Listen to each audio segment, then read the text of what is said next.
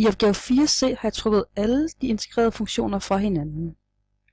Det kan man ikke, da de ikke ligger inden for det samme interval. For eksempel kan man se her, at den her graf C ligger fra 0 til 9, mens den her ligger fra 1 til 4 osv. I stedet skal man finde arealet under hele grafen, og derefter finde først arealet af det her hvide stykke, og derefter det næste hvide stykke. Det første hvide stykke af grafen finder man arealet ved først at finde det her areal af den ene, og så bagefter tage det andet og trække dem fra hinanden. Man kan ikke gøre det i den samme udregning, da de stadigvæk ikke ligger inden for de samme intervaller. Her er udregningerne lavet. Først findes arealet under hele grafen, hvilket er 54.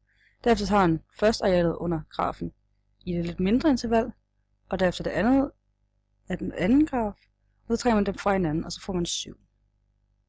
Derefter finder man arealet af det andet hvide felt ved på den normale måde at sætte grænserne her, og så skrive funktionen.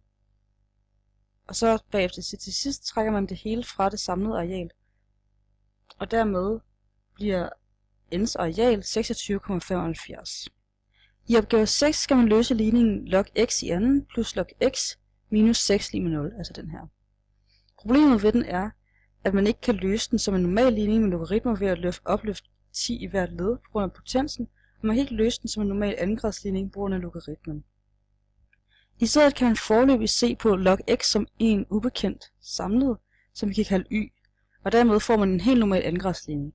Og så kan man udregne y ved hjælp af diskriminantformlen og ved at finde y-værdien. Og så til sidst kan man så sætte log x lige med de y-værdier, man har fundet, og dermed får man, at x er lige med 100 og x er lige med 0,001.